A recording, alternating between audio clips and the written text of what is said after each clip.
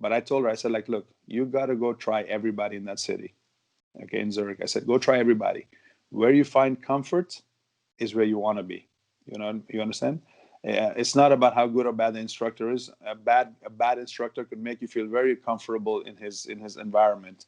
A great instructor could probably make you feel really stupid and silly and bad and horrible, and so you've got to experience this with everybody. You know what I mean? Some people come to my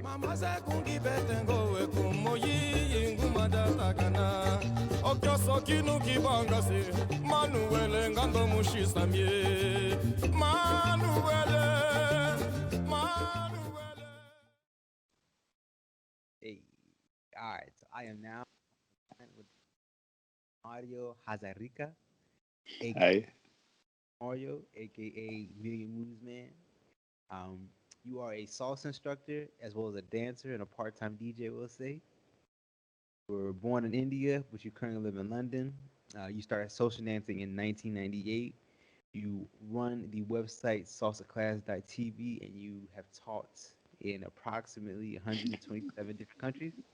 approximately, yes. Wonderful. How are you doing today, Mr. Mario? I'm very well, sir. Thank you. Wonderful, wonderful, man. Like I said earlier, man, I want to thank you for taking time out here to talk to me. I really appreciate that, sir. Yeah, it's my pleasure. Thanks for having me. Of course, man. So, Connecting people, huh? hey, I'm my best. Um, I think a great way to start this out, man. I would love to hear from you. I've never had a chance to visit India, man. So I would love to hear from you. What was your childhood like growing up in India? What was that like for you? Um, my childhood very very eventful. uh, Spent the first half of my till I was about 10 years old with my mom and dad, and then they separated, and then I got to stay with my mom's, and we grew up in the south of India. It's a city called Chennai. I went to school there. Um, did the usual, childhood thing. Finished my high school. Played cricket like all Indians. Watched Bollywood movies. The typical thing. But I left when I was 16 years old. I came to London because my grandpa is English. He's born in the UK, so we got rights to move here. So I moved here when I was 16 years old. But still have all those memories in my head from back then. So I guess it must have been great memories. So yeah, did my high school there, finished my high school, and then moved here to continue my education. Um, what else? I speak two Indian languages, and I go once a year, every year, back to India to go see my best friend. I don't have much family there, but just my best friend lives there, so I go back to see him every year. So Let me ask you this real quick. I'm very curious to hear from you, man. How how did India compare to London? You moved there, you pretty much, kind of an adult. How do they compare? Can you put that into words? oh my man, it's India. India's different. We're very colorful, very vocal, very warm-hearted. We we take time for people. You know what I mean? You could sit on a plane and talk to some stranger. He'd invite you to his house, his wedding, it's like all that kind of stuff happens out there. Our movies keep us connected worldwide. Well, I love going back there. Would I move there? No, it's just too crowded for me. It's too crowded. But the mental aspects of everything out there is beautiful. I love going there at least for 2 3 weeks in a year and spending time there. My wife actually loves it there. Anywhere I'm like, where do you want to go for holiday? She always wants to go to India.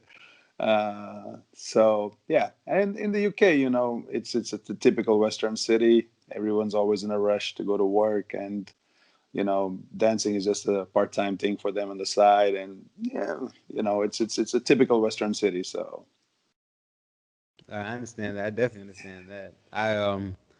All I know is Western civilization, so I understand what you mean by that. I like the Western civilization, but I also like the Eastern civilization. But if it wasn't so crowded, man, I'll move there like that. But it's just too crowded, bro. It's too crowded. Tell me this, man.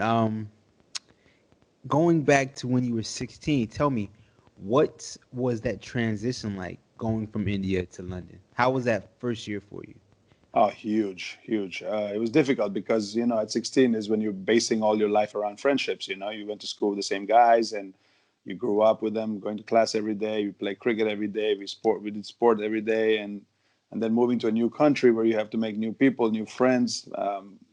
Plus it's a new civilization. New people to meet, and it was tough, but I was 16, like I said, so I was able to handle it to a certain extent. But my brother and sister, the younger ones, they had some issues because they really missed their friends. You know what I mean? And they were really. It took a little while for my brother to get into the system, but I got by. I got by because I got put in a class with older, how do you say? People who understood that I was making a transition, so they accepted and they showed me around and stuff. But my brother and sister, they were younger, and when they went to school, it was like, okay, they're joining a force that it's already a pack. You know what I mean? And it was difficult for them to get into it. So, but yeah, we got by. We got by.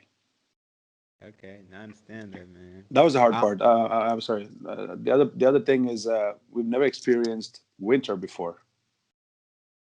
You know what I mean? It's like when I got here, we got here in November, and it was cold. And in Chennai, where we grew up, it was like 30 degrees the whole year. We don't have winters there. It's just 2 months of rainy season and 10 months of sun. And so when we got here, it was like the cold was just, oh my God, we had to wrap up. I've never worn a scarf in my life. It was. I understand that, man. I'm a little bit different. So I currently live in Guam, but I'm from Virginia, stateside, and in Guam it's 85 degrees every day. So I'm getting used to the opposite. Yeah, there you go. I understand, man. Tell me this. I'm very curious to hear from you, man. How important was music in your childhood?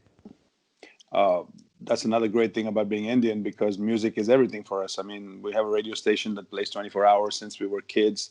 And any shop you go to, there's music playing. Any movie you watch, any Bollywood movie you watch, there's music and dance and colorful things. I mean, I know the Western civilization makes fun of it, but we were raised with music all our life. And I'm glad to say that even now, it's just the way it is, just the way I left it. The music has got better, of course, but we grew up listening to music all time, every day. There was no, even in the bus when you come back from school, the bus driver's playing some music in his pod. And it's yeah. I grew up around music all the time. I mean, if I wasn't talking to you right now, there'd be some music playing in my room right now. It's not salsa at all. I understand that, man. I definitely understand that. So you're 16. You moved to an entirely new country. I guess going back to then, did you know what you wanted to be when you grew up? Did you have some type of idea in mind? Oh hell no, Okay. nowhere close. I just knew when I was younger, I loved mathematics, and when I came here, I mean that love for math was almost it's exactly the same what I studied there when I came here. Was So the mathematics was the only subject that connected me well with education. Yeah, so I said no, I want to study mathematics. So I went to university and I did a degree in mathematics. Yeah. I understand that, man. I understand it. So you go to London. Um, you eventually decide to go focus on school, get your degree and everything. I guess I guess how how and when were you first introduced to social dancing? It was so I finished my first degree in mathematics in 19. I don't remember 1994, I guess. And then I didn't want to start working yet, so I said, you know what? Let me study. I wanted to travel. I always wanted to travel. Since I was young, near my grandmother's house in India, I grew up near an airport, so I always saw planes taking off and landing, and it was something that I've always very fascinated by. So after I finished my first degree, I said, you know what? I want to travel the world, and I was huge, and I was like another 50 kilos, which is about 120 pounds more than I am right now when I was doing my studies. And then I applied to a lot of airline companies to be a steward on the plane, so I could travel. And I remember I applied to like 21 companies, and all of them said no to me. They all rejected me because bro, I was huge. I couldn't fit into the aisles. You know what I mean? So that's when I decided that I was going to do another degree. So I studied a second degree in accountancy, more numbers, more maths. And at the last year of university is when my friend took me out to a salsa club, and I saw social dancing for the first time, and I was just blown away by it. And nobody judged you for your color, your race, your size, your height, your weight. It was a very good place for me to go to. A comfort zone. I really like going there. So that was in '98. Yeah. Okay, okay, amazing, man. So I gotta ask this question, then, man.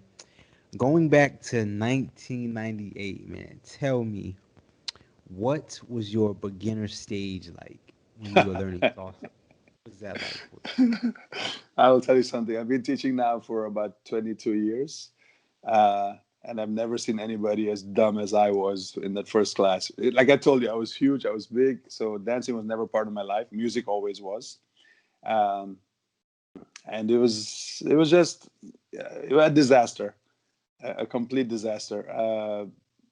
But there's a cute story there actually. So my best friend took me out to dance, and we went out to this club, and he said, "Oh, we're gonna do salsa." I'm like, "What's that?" He's like, "Oh, it's a dance." I'm like, "Okay." And he's like, "What are we doing?" He's like, "Oh, we're gonna take the class." I'm like, "What?" And I'm like, "No, no, I don't want to take a class." He's like, "No, no, come on, let's do it." I'm like, "Okay, cool." It was terrible. I was doing everything opposite to what normal people do. I mean, ridiculously bad. And then the lady, the instructor, she came up to me and she looked at me and she's like, "Hey, what's your name?" I said, "My name is Mario." She said, "Hey, Mario, I think you're going to be an awesome dancer. From now, don't pay to come to class anymore. Just promise me 1 year from now you will teach for me." That was my very first lesson. And I was like, wow, blown away by her confidence, really. And that really motivated me, boosted plus I didn't have the financial issues of going to class and stuff like that. So it made me relax, and I did everything very, very slowly. So instead of doing a normal 4 week or 6 week or 8 week course, I was there for like 4 months. So I learned everything very slowly. So my foundations were very, very good and strong, and that built my base a lot. So yeah, it was my first day of my salsa class, and I will never forget that atmosphere ever. um you kind of said something that I think is like super, super important. And I I want to talk about how, I guess, how impactful someone can be in your early stages. Because let's say that particular instructor was maybe harsh or critical of you, how that may have impacted, I guess, who you are today, correct? Yes, Definitely. absolutely. They're very important. I mean, I will never forget, and that's why I always tell people never to forget your first instructor. Forget who made you a good dancer, but don't forget your first instructor, the first person who actually taught you your basic. Because those are the people that made you stand. You know what I mean?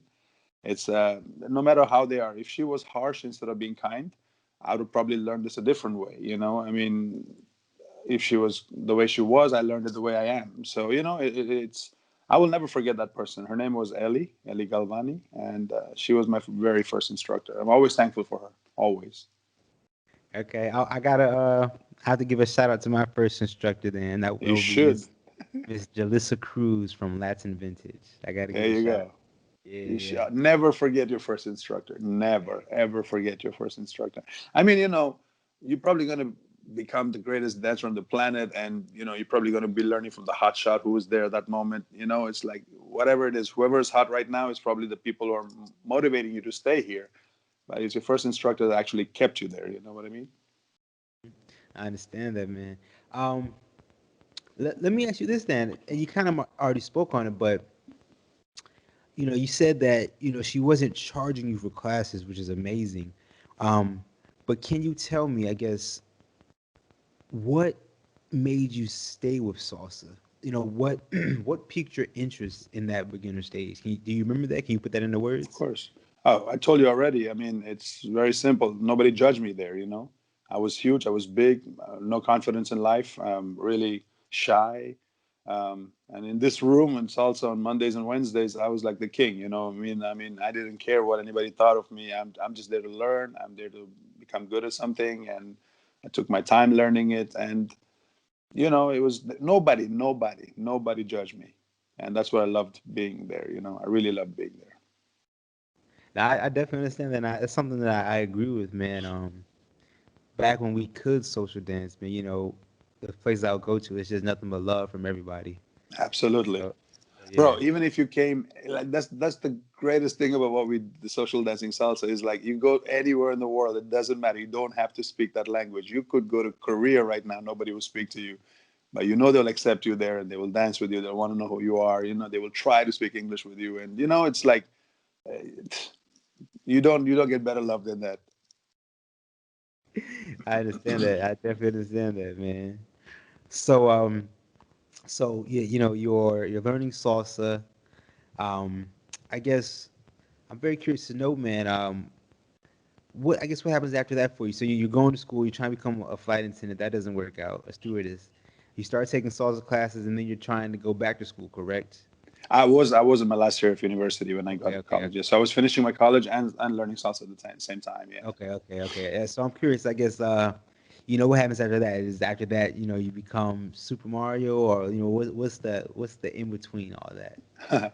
This is personal. This is nothing. I'm not promising anyone's going to happen like this. I just got lucky all my way through. So, like I said, I was learning everything very slowly, and nobody was forcing me to rush my classes. Like, people these days, they take 4 classes and they want to be in the highest group, and I didn't have that kind of pressure. I was always scared to go to the higher groups.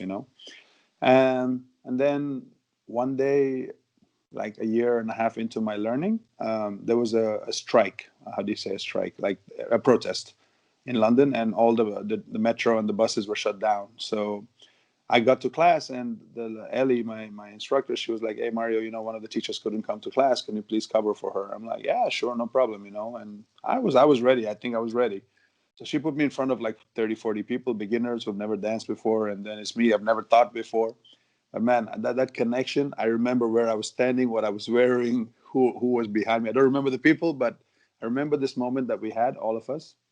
And it was really good. And they really liked me. I really liked them. And they wanted me to teach again. So they told the lady, like, "Hey, can we have Mario to teach us?" And I'm like, that's how it started. So that's how I started teaching. And I started teaching beginner class. And I was really enjoying it. And then people in London started noticing this big Indian guy who could do all these fancy hand movements and stuff. And then what happened? And then in 2000, the year 2000, yeah, I went to Toronto, which in Canada, and they had the world's second salsa festival. So the first one was in Puerto Rico. Third one, sorry. First one in Puerto Rico. Second one was in Los Angeles. The third one was in Canada. And I bought a ticket, a flight, a hotel, the whole pass thing. Got there and um, loved every minute of it. Dancing around. And on Saturday night, the organizer of the festival came to me and he said, like, "Hey man, everyone's talking about you. This Indian guy from London who's got this great turn patterns and stuff. Do you want to teach a class?" I went, "What?" And he's like, "Yeah, I mean, there's a spot for tomorrow. One of the instructors from New York couldn't turn up, so do you want to take his or her spot?" And I'm like, "Yeah, sure." He's like, "Don't worry, I'll pay you back your flight money, your hotel money, and all that stuff." I'm like, "Okay, no problem." And man, in 2000, there was like only 2 rooms. Like you have room A and room B, and that's it. They just throw you in there. Like people have a choice of walking out.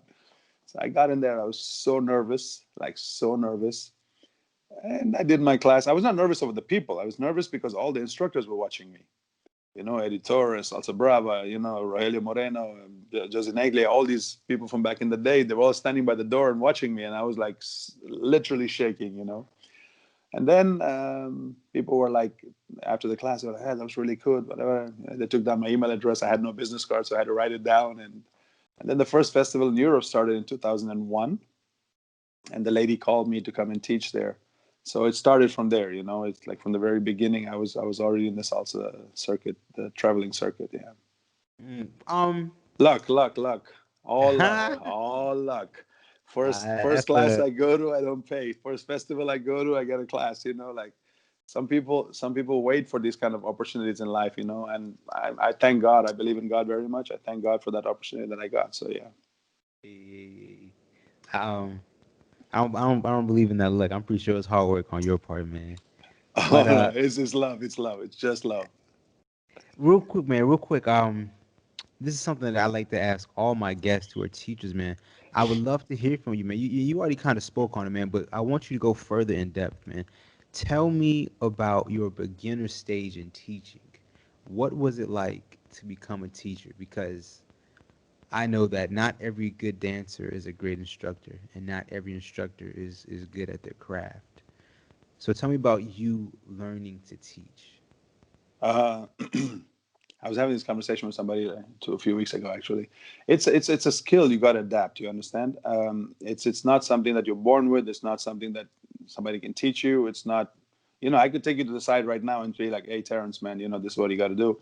But how you do it is your way. You know what I mean? You got to find your own unique way of doing things. I mean, it's a. I will tell you the truth. It's a 20-year process. I'm still in the process of doing it. I mean, I got goosebumps right now telling you this.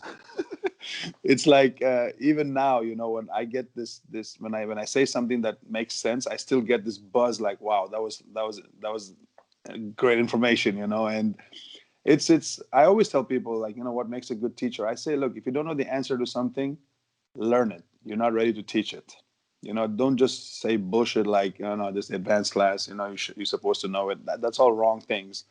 I mean, people are students, they are there to learn from you. And if you don't give them logic, if you don't make them understand something, it's no point teaching them that. So it's a process that took me a lot of time. And remember, I was a mathematics graduate. So logic is very important in my life, so everything has to make sense. 2 plus 2 has to be 4, you know what I mean? So I learned everything, you know, to explain, to break down. It's like whatever my hands were doing, I want everybody to do it. And I know everybody can do it. The problem is the synchronization. So that's the part we got to be patient with. The boys have to move their feet and their hands, and that coordination is the patience where you need it. So you need logic, you need patience, and also you definitely need to make the psychological part of things. Like when I make jokes, I always target the guys, never the women, because the confidence is very, you don't break people's confidence, you build confidence. You know what I mean? So you have to be an innovator of that as well.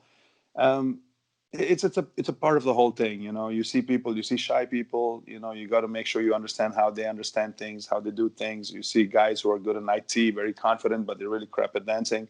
So you got to make sure that they understand how this is put into perspective. You've got to bring everybody into the same level where we all learn together. I don't stay on top of them, because I never make anybody feel that I'm above them.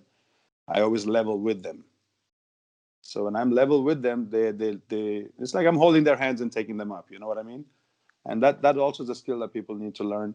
I spent a lot of time. So when I go to festivals, I do like 2 or 3 classes a weekend.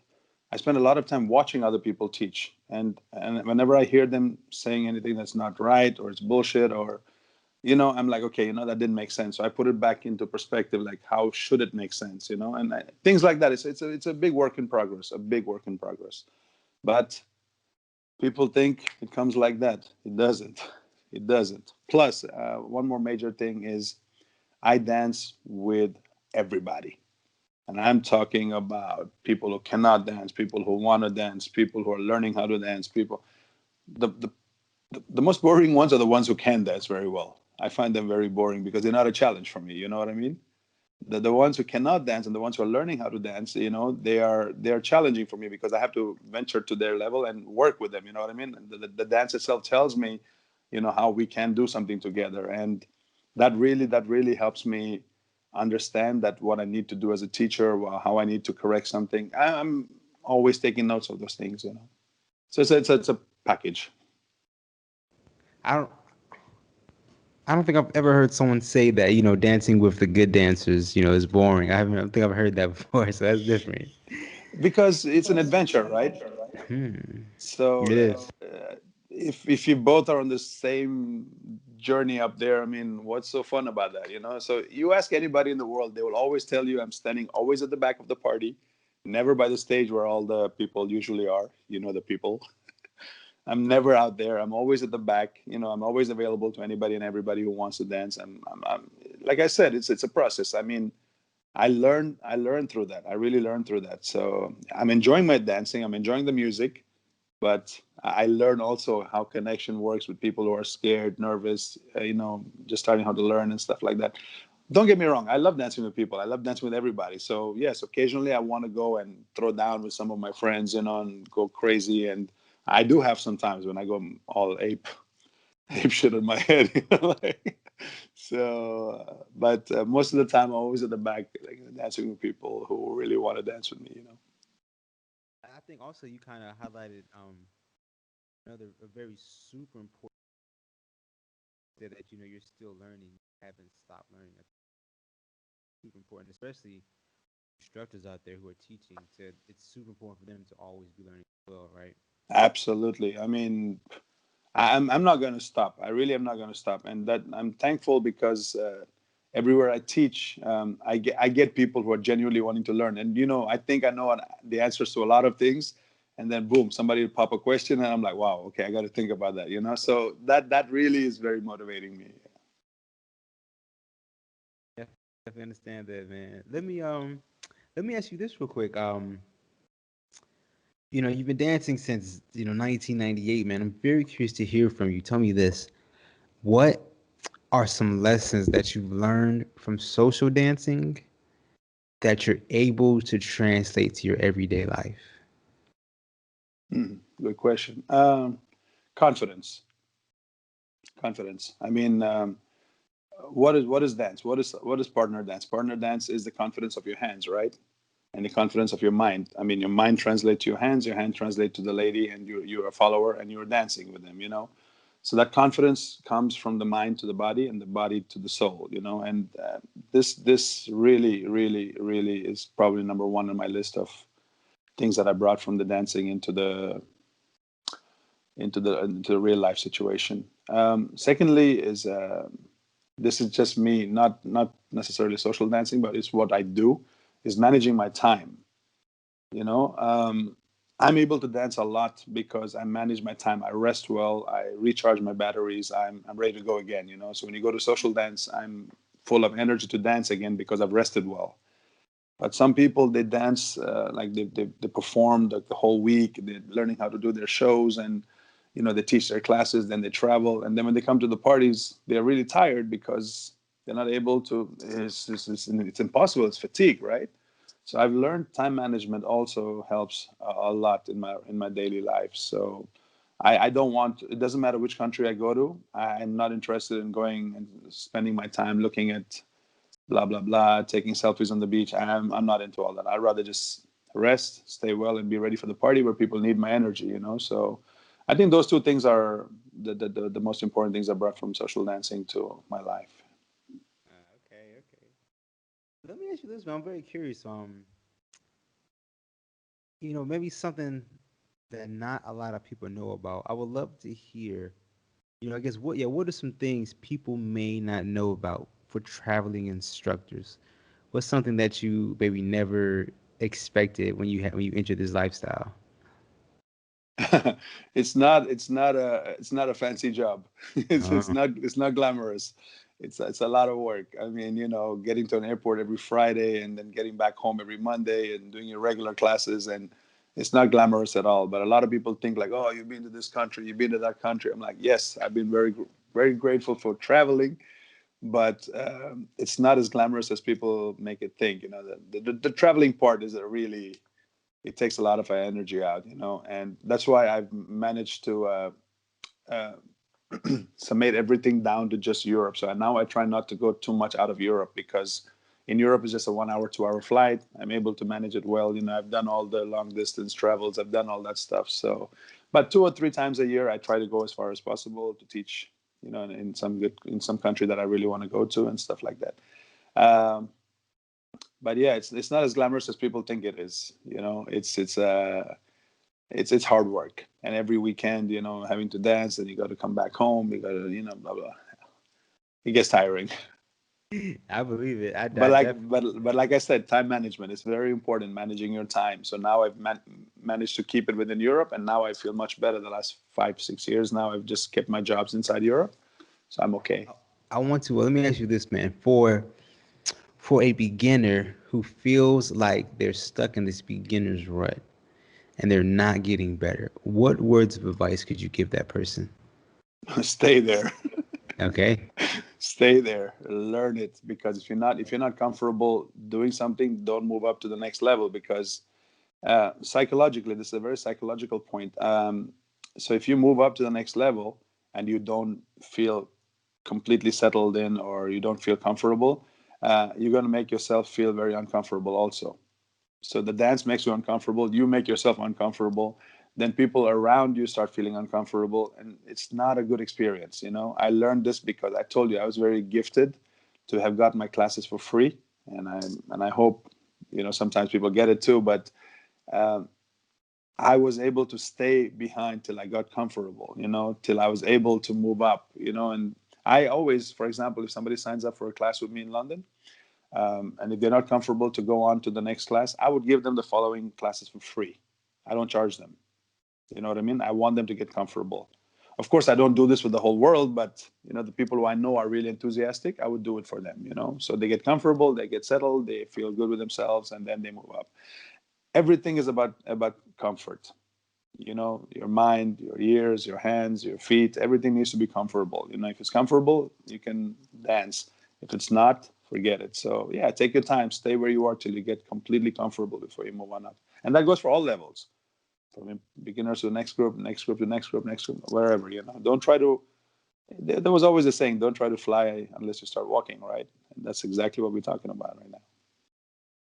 Um, I definitely agree with that because I feel like, and I'm pretty sure even in myself, where back when I was beginner, I wanted to rush the process. I wanted to get to advanced as soon as Of possible. course, yes. Right.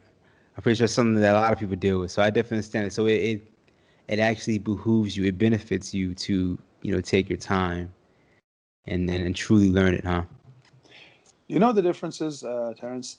Back in the day when we started, there was no distractions. There was no Netflix. There was no Instagram. There was no Facebook. There was nothing. We had to physically take a transport, get to our class. We had to learn there, and you had to be good to move to do whatever was going to happen. Now it's like you turn on your phone and you have like dance videos from all around the world, and you want to look like Terry tomorrow, and you want to look like Adolfo the day after. It's like it doesn't work like that. It's the hard work that you need to put in. So the people who I give my attention to are usually the people who I see patience in. If I see people are patient and they want to learn it slowly, you will get a lot of my attention. But if I see people want to fly too much, then you would get a little bit of what I would normally give you if you were just a little bit more patient. So it works like that. But you're nothing. You are everybody what everybody is out there. Everybody comes to the first class and they want to be in the advanced class. So Let me ask you this though, real quick. I feel like a part of the equation for what we just spoke about, a part of it is the individual dancer. But let me ask you this, man, as well. How much of an impact do the instructors have who are looking at social dancing maybe from a monetary standpoint? Do you think that plays any role in it? you can ask any of my students this. I don't say it, but I act it. Okay. Uh, you are there for me. Like, you know what I mean? Like, you want to learn how to dance. I don't need your money. I can dance already. So that is already there. If you want to learn how to dance, you come to me. I'll teach you how to dance. But it's not your money. I don't think like that at all, because that's the good thing about what I do is I've never paid importance to that part of my life. You understand? It's just my passion for the dance and teaching, and people see that, and that's what attracts them to me. And this year has been a terrible year for all dancers. Bro, it's like I don't give a damn, because in March I said to myself, this is going to be a bad year. I accepted it, so I don't care. But I was going around different countries trying to find places where I could dance. I wasn't going anywhere to make money. You understand? So it's the passion that it was taken away from me. It's not the monetary fund. That will come again, I'm sure, but it's the thing. So, but then again, saying that, I don't own a studio in London. I don't. And the reason for that is, there's a specific reason. The reason for that is, when you start owning studios, you start thinking about bills and your rent and your blah blah. You lose the passion for your teaching, because now you're distracted by something else. And for that main reason, I'm not interested in owning a studio whatsoever. I would love to, but I don't want to, because I know it will kill my passion. So I'm speaking for myself. I cannot talk for anybody else, but I speak for myself when I say that, you know. And I always been honest with my students. I always tell them, guys, go learn from everybody because I'm just a part of the equation. You know what I mean? There's a lot of people out there who can tell you, do things, maybe make you fly faster than I could, you know. But if you're gonna do it with me, it's gonna be like this, you know. I'm very honest. I'm very honest. I don't bullshit anybody, and people like and respect that part. Sometimes I'm brutally honest. I understand that. I understand that. I think this kind of brings me to a follow-up question, man. Speaking on teaching, uh, for for someone who may be new to the scene, and they're trying to find a good instructor. It's a two-part question.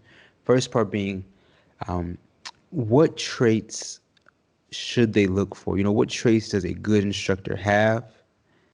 And the follow-up question being, if they don't have that near them, what other options do they have? I'll answer the first one. I'll come back to the second one later. I didn't Okay. understand the question. Uh, the first one is I always, so for example, one of my students just moved to Switzerland in the summer. And she's like, Mario, who can I go take classes with? I told her the same thing. I have a lot of friends in Switzerland that I could send her to. But I told her, I said, like, look, you got to go try everybody in that city. Okay, in Zurich. I said, go try everybody. Where you find comfort is where you want to be. You know, you understand? It's not about how good or bad the instructor is. A bad instructor could make you feel very comfortable in his environment. A great instructor could probably make you feel really stupid and silly and bad and horrible, and you know. So you've got to experience this with everybody. You know what I mean? Some people come to my class, they don't like me, like I said, because I'm honest. I'm too honest. You know what I mean? If you do a bad basic, I just come to you and say, like, what the hell are you doing? You know, it's like I'm like that. Some people like me for being honest, you know. So it's you got to find your own comfort. So the trait from your perspective is where you're comfortable. What you're looking for in a good instructor is, you know, somebody who's got patience. You can definitely see that.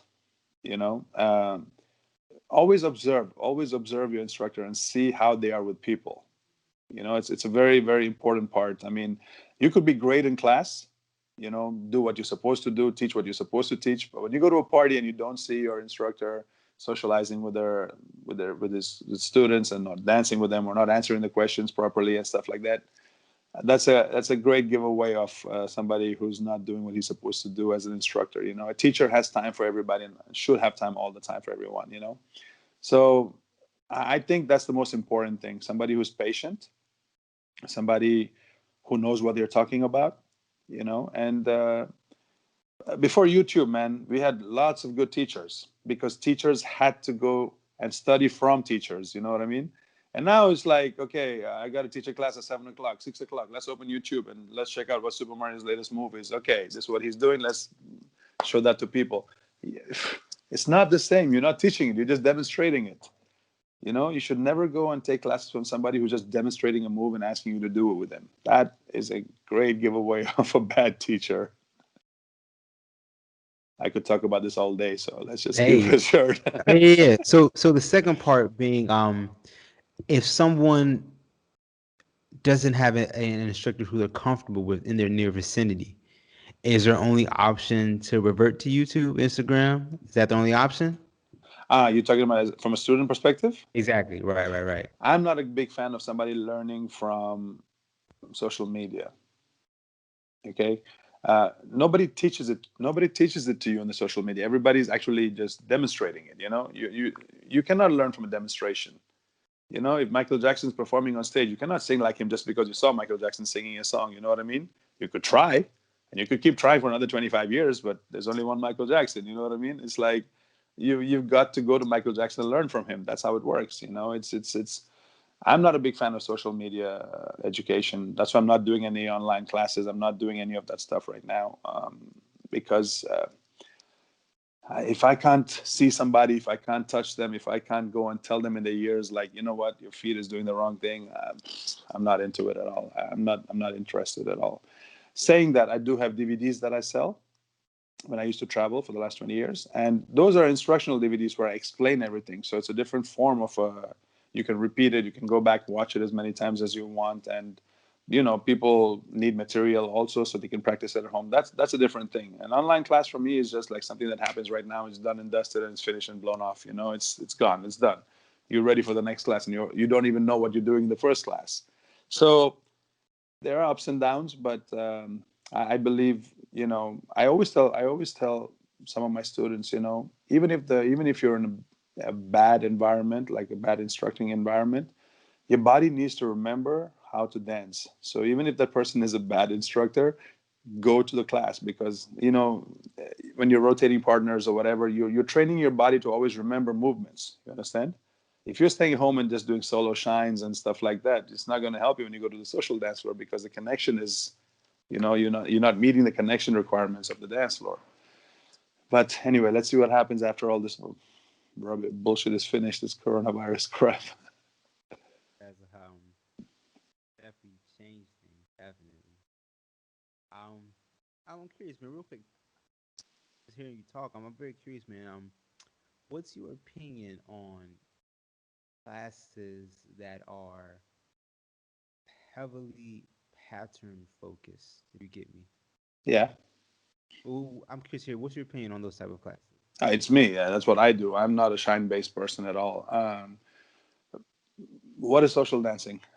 We're not going there to dance by ourselves, right?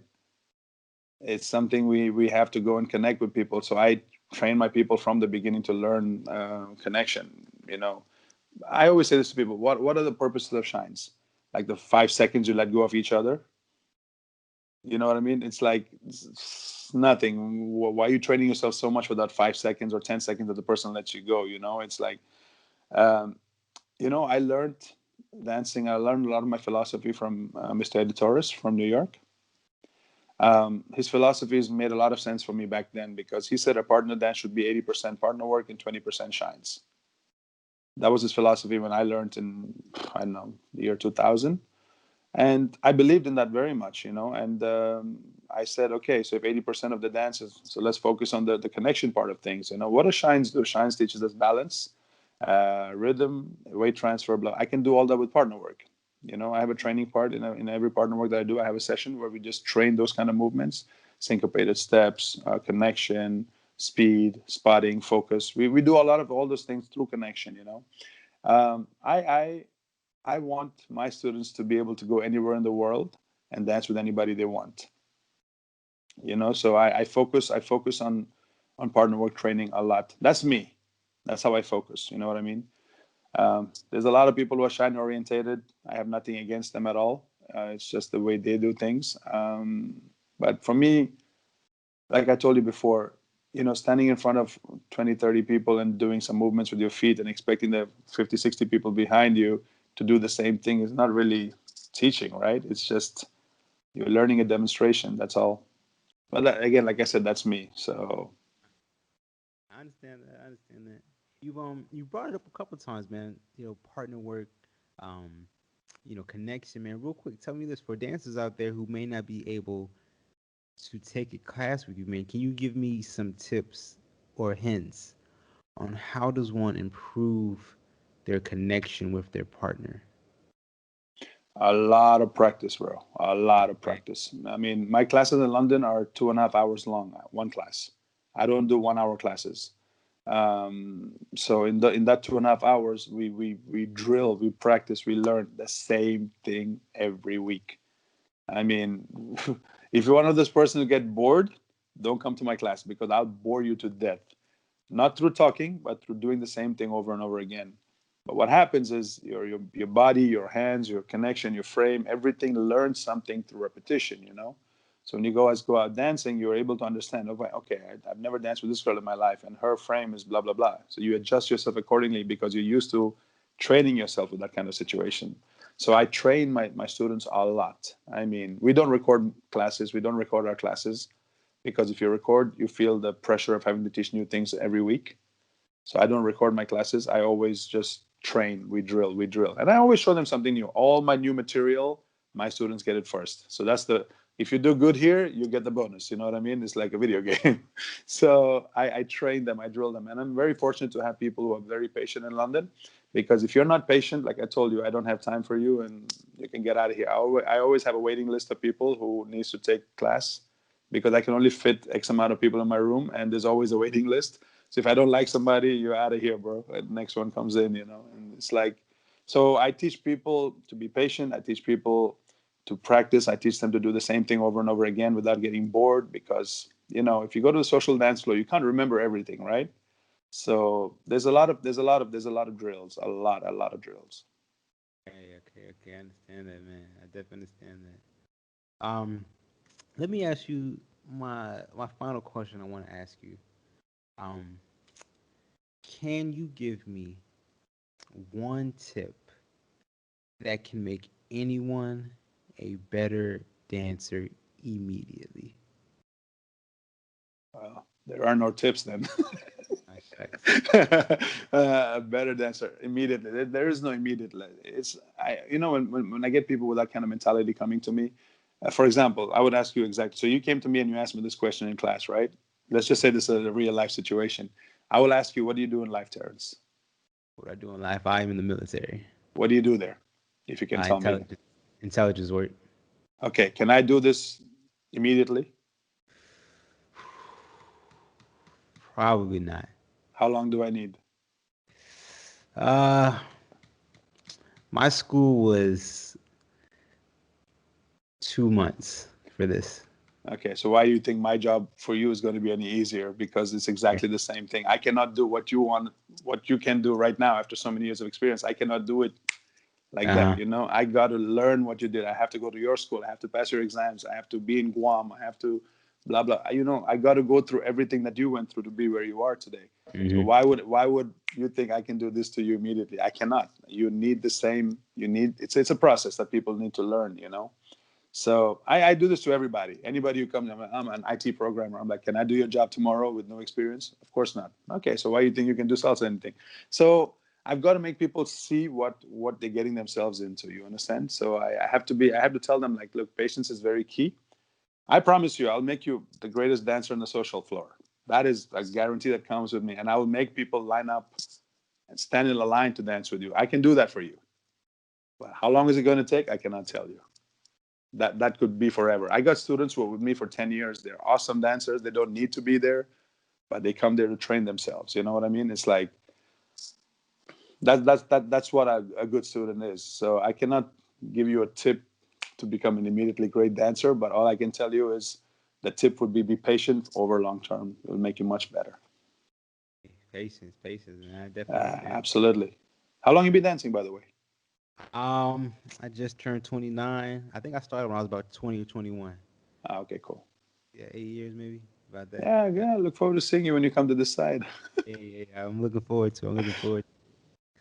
Um, at this point, man, Mario, I really just want to thank you, man, for taking time with you to talk to me. My pleasure, bro. Thanks for having me again one more time. Of No, I, course, I man. I Real love, I quick. love, I love sharing. I love sharing information. I love sharing passion.